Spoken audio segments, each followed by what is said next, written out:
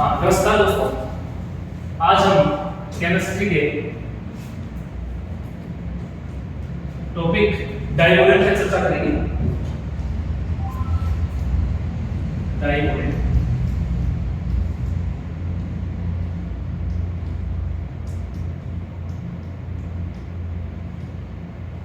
देखिए, डाइवोलेंट के बारे में सिंपल अपन चर्चा करते हैं। तो डाइवोलेंट का जो फॉर्मूला होता है वो B2H6 होता है।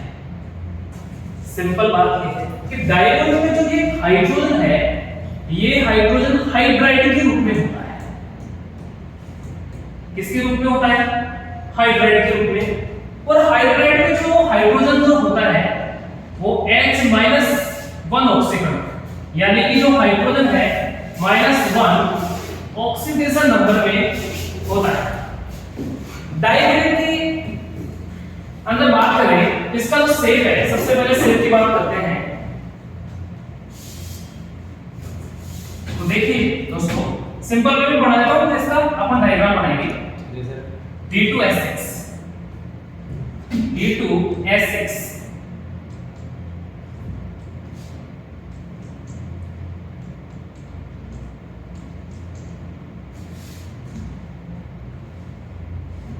देखिए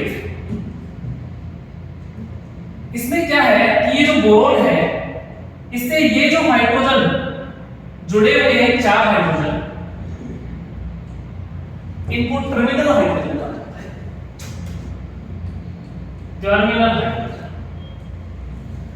यानी कि इसमें जो बोरोन से ये हाइड्रोजन जो जुड़ा हुआ है, ये 2C 2 इलेक्ट्रॉन बॉन्ड है, 2C 2 इलेक्ट्रॉन बॉन्ड है, 2C 2 इलेक्ट्रॉन बॉन्ड है, 2C 2 electron bond.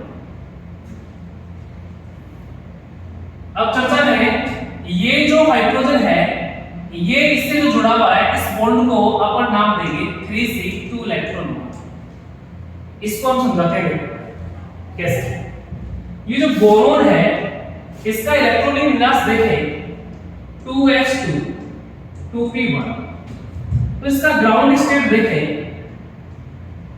Ground state, तो इसमें देखेंगे क्या 2s2 यानी 2 इलेक्ट्रॉन और 2p1 यानी 1 इलेक्ट्रॉन।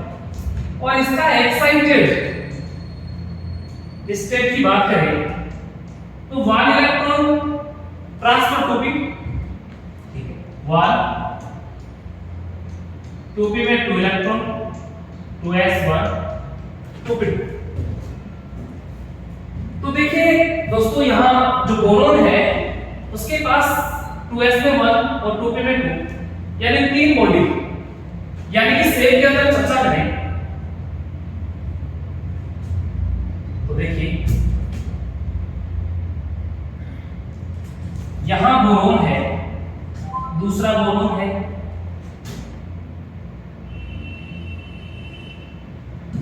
अब बोरोन से क्या है कि ये जो हाइड्रोजन है, बोरोन का एक जो कक्षक है और हाइड्रोजन का एक कक्षक है। तो देखिए बोरोन का एक इलेक्ट्रॉन, यानी कि एक तो बोरोन का इलेक्ट्रॉन और एक हाइड्रोजन का इलेक्ट्रॉन सिग्मा बॉन्डिंग करता है। यहां बोरोन का एक कक्षक का एक इलेक्ट्रॉन और एक हाइड्रोजन का इलेक्ट्रॉन, यानी यहां भी सिग्मा। इसका नाम जो पड़ा 2C 2 इलेक्ट्रॉन बॉन्ड। क्यों पड़ा? इसलिए इसको 2C 2 इलेक्ट्रॉन बॉन्ड कहा जाता है, क्योंकि 2C 2 इलेक्ट्रॉन बॉन्ड का मतलब है द्विध्रुव केंद्रीय द्विइलेक्ट्रॉनिक। 2 इलेक्ट्रॉन था हमारे, 2 का केंद्र है, सेंटर है, तो 2C 2 इलेक्ट्रॉन बॉन्ड। इसी प्रकार से समझ गए आप, इधर वो का वो सिस्टम, हाइड्रोजन का 1 इलेक्ट्रॉन, बोरोन का 1 इलेक्ट्रॉन, सेम टू सेम इधर भी हुई, एक एक इलेक्ट्रॉन, सिग्मा बॉन्ड हाइड्रोजन जुड़ गया। अब देखिए दोस्तों, बात ये है, ये जो बोरोन है, यहां जो हाइड्रोजन है, इस बोरोन के साथ ये बोरोन का एक कक्षक, ये बोरोन का भी एक कक्षक और एक हाइड्रोजन का। तो हाइड्रोजन का एक इलेक्ट्रॉन, लेकिन इस बोरोन का देखिए दोस्तों, ये रिक्त कक्षक है। कैसा कक्षक है? देखिए, तो मान लीजिए इस बोरोन का रिक्त कक्षक है, लेकिन इस बोरोन के पास एक इलेक्ट्रॉन हो, इस बोरोन का कितना? 1 इलेक्ट्रॉन। और 1 इलेक्ट्रॉन किसका, हाइड्रोजन का, तो भी बॉन्ड बन गया।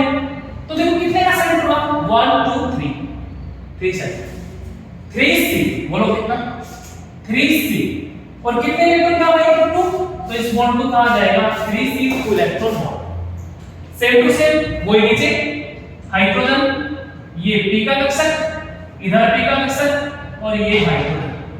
अब देखिए क्या होगा, अब आप सूत्र में नीचे देखो, इस बोरोन के पास इस बोरोन का एक कक्षक खाली रहेगा और इसमें एक हाइड्रोजन का इलेक्ट्रॉन और एक P का, तो बोल रहा है इसको भी क्या कहेंगे 3C 2 इलेक्ट्रॉन बॉन्ड। इसका जो शेप आ रहा है, देखिए इसका जो शेप है, इसका जो ये शेप बना हुआ है, ये जो शेप देखिए यहां बना हुआ है, इस शेप को ही हम क्या कहते हैं, बनाना बॉन्ड।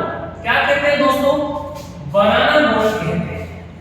अब देखिए एग्जाम में क्या पूछा जाता है कि इसमें 2C 2 इलेक्ट्रॉन बॉन्ड की संख्या कितनी है, टर्मिनल बॉन्ड की 4 है, 3C 2 इलेक्ट्रॉन बॉन्ड की संख्या कितनी है, 2 है, यानी कि ये आंतरिक सेतु बंध के रूप में भी बोल सकते हैं कि ये सेतु बंध है, और ये इसमें टर्मिनल बॉन्ड बने हुए संख्या 4 है।